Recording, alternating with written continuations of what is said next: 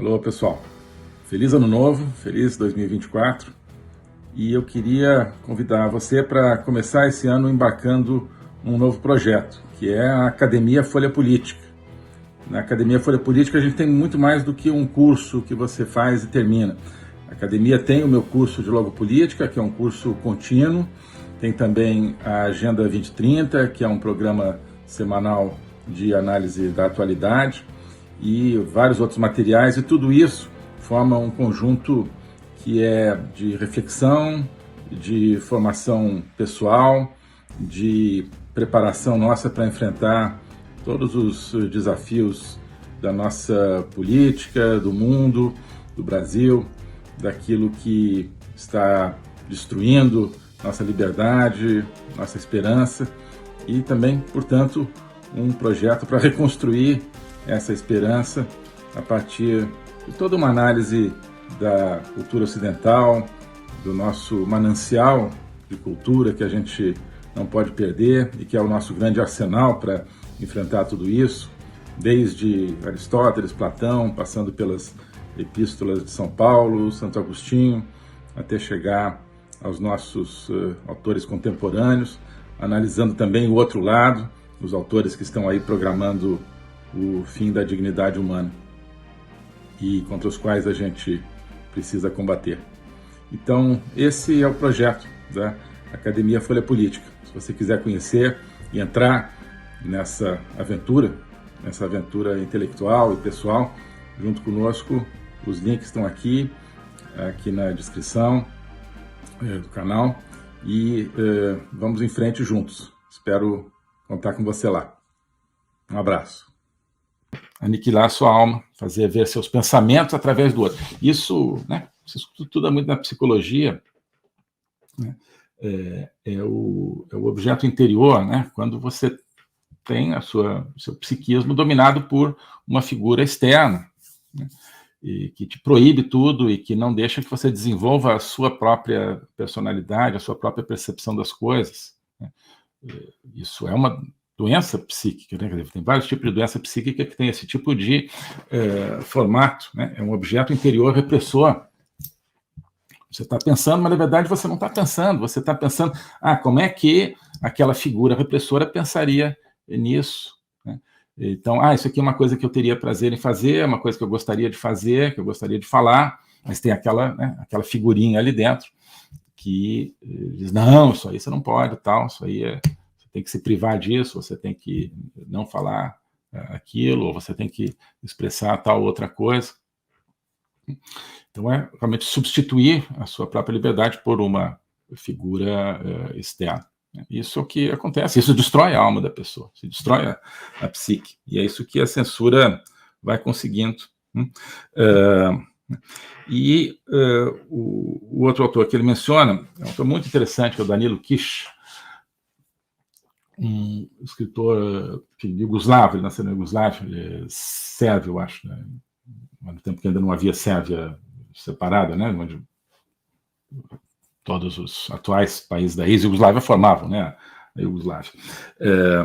Danilo Kish era, enfim, no tempo que a Iugoslávia era um país comunista e foi perseguido, foi censurado.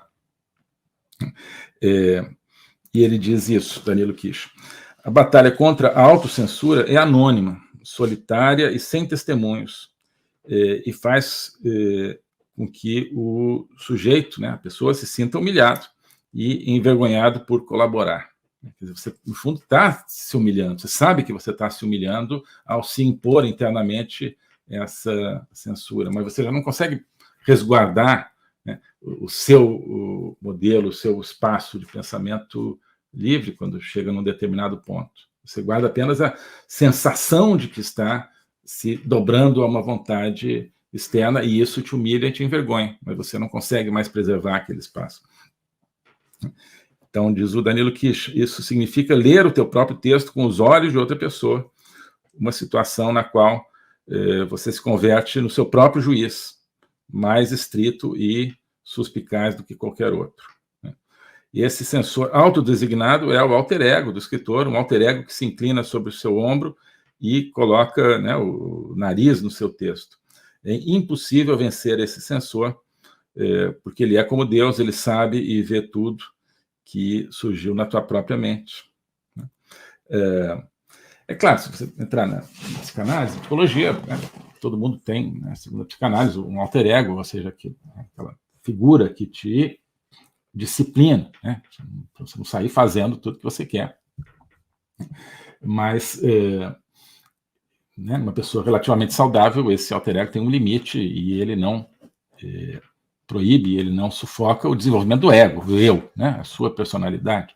Aqui você está falando, né, nessa hipótese desse alter ego que é aquele objeto interno, aquela figura que domina completamente o seu pensamento. Né? Mas não a ponto de você, digamos, ficar feliz com isso.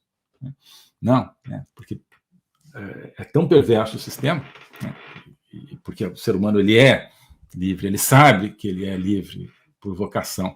Então, o sistema não consegue, digamos, eliminar completamente essa, né, essa fibra de desejo de liberdade.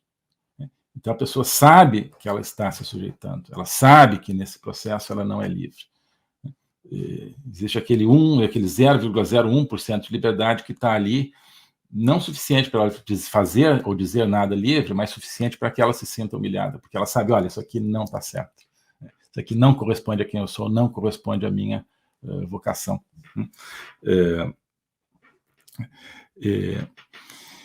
Então ele diz, olha, esse alter ego ele consegue debilitar e contaminar, inclusive, os indivíduos mais morais, né, aos quais a censura externa não conseguiu quebrar. Então, a censura interna ela é mais poderosa, ela é mais perversa, ela é mais penetrante. E diz o Nadim Lukic ainda, ao não admitir que ele existe, a autocensura se alinha com as mentiras e com a corrupção espiritual. Bem, bastante claro, né? Aquilo que a gente está falando, né? Corrupção espiritual. Corrupção espiritual. Esse também, no fundo, acho que é o objetivo do nosso corruptariado, é que todo mundo se corrompa. Né? Eles não querem apenas roubar, eles querem que todo mundo deixe eles roubarem, introjetando uma indiferença e uma aceitação amarga desse fato. Né? Uma coisa é uma sociedade onde os políticos roubam, né? E as pessoas até desconfiam e tal, mas, né, acham que aquilo está acontecendo de maneira escondida, que os políticos estão escondendo, estão tentando, né, sair com o produto do roubo na calada da noite. Né? Você preserva assim uma sensação moral. Né? Mas numa sociedade como crescentemente é a nossa, onde o roubo está à luz do dia, onde os ladrões estão à luz do dia, e onde todo o aparato estatal passa o dia inteiro, através dos seus mecanismos de comunicação, né, te dizendo que, olha, esses ladrões é que são a maravilha, né, e tudo aquilo que se opõe a eles é ilegítimo, já é diferente. Né? Esse sistema está violentando o seu pensamento. Né? Ele entrou no seu pensamento, quer entrar, né? Quer chegar ali e dizer, olha, agora é assim, tá? O poder é dos ladrões, e você, se tiver algo contra, você é punido, né? E além de você ficar quieto, você tem que aceitar isso, mas você tem que aceitar que isso está certo, né? Mas, ao mesmo tempo, você vai preservar aquela fibra, né, que te diz ali, não, isso está errado. Mas não é um errado suficiente para, quer dizer, não é uma fibra suficiente para reverter essa sua aceitação. Ela é apenas suficiente para estar ali te dizendo, olha, você é um fraco, você está sendo humilhado, você está sendo dominado. Né? Você nunca vai... O sistema não quer substituir 100% da sua mente, ele quer substituir 99,9% da sua mente. Aquele 0,1% que fica ali é para te mostrar que o sistema é que manda. Né? E com isso ele está humilhando não só você, ele está humilhando a verdade, está humilhando a liberdade, está humilhando a justiça. Certo? Bem, aqui, deixa eu parar um pouquinho aqui. Posso até contar aqui, não precisa ler tudo. Mas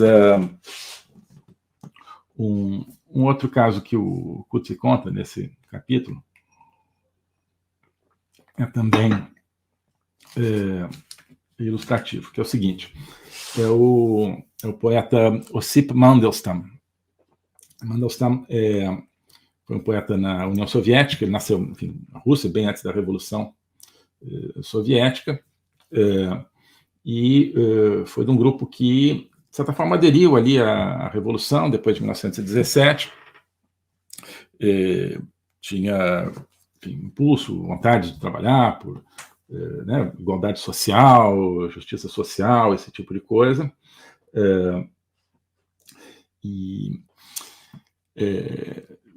confiava, digamos, que aquele regime que estava se montando levaria a isso, mas logo começa a se decepcionar e ver que aquilo é simplesmente uma ditadura pior do que acontecia antes. Qualquer coisa que pudesse ser praticada pelo regime dos czares. É um grande poeta, o Osip Mandelstam. Deixa eu ver aqui, só para botar aqui. Onde é que está o Mandelstam? Deixa eu trazer aqui para o nome. Só um segundinho. Está aqui. Então, está aqui embaixo, né? Osip Mandelstam.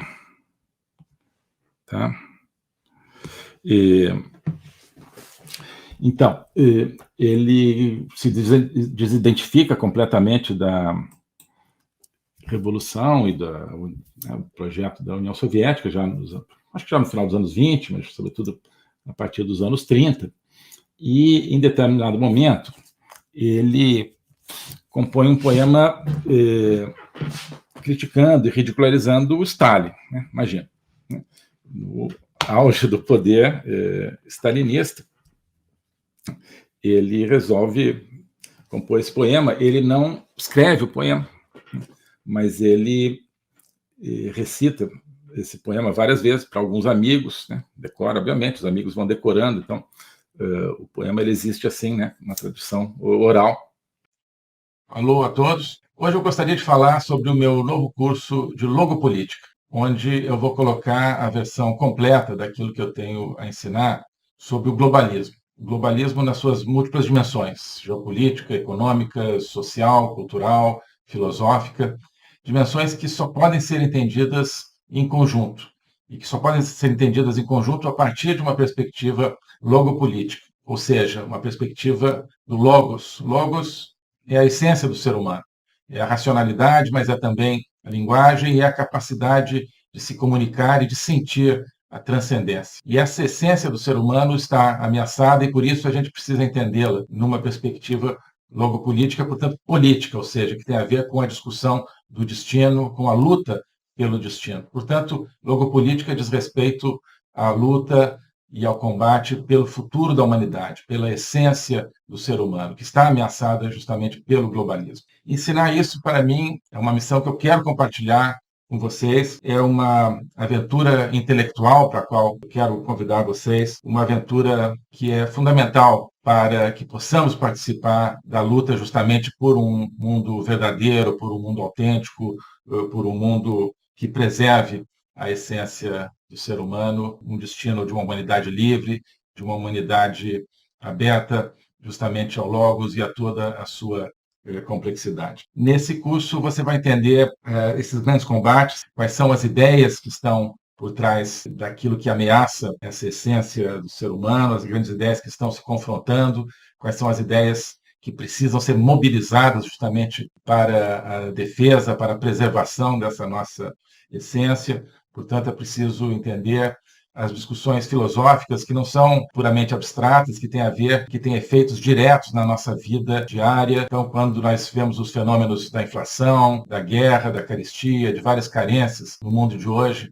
nós estamos diante, no fundo, de processos que têm a ver com as ideias. São as ideias por trás desses processos que determinam a sua problemática. Então, essa concepção de um ser humano sem essência, sem transcendência, que nós vemos hoje na nossa sociedade, essa concepção é que tem consequências dramáticas, inclusive na nossa vida material. Atrás dessa concepção existe um projeto de controle total, um projeto totalitário, de domínio.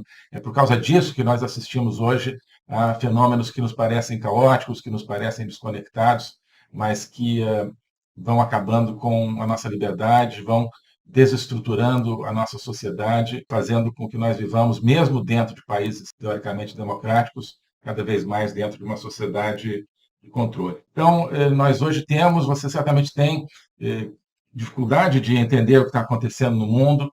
Isso é decorrente justamente de visões parciais, que eu vou procurar cobrir e conectar. Então, não adianta entender apenas economia, apenas conflitos militares, ou apenas algumas questões sociais. É preciso entender as ideias que querem dominar o mundo e as ideias que precisam ser resgatadas para que nós preservemos a liberdade do mundo.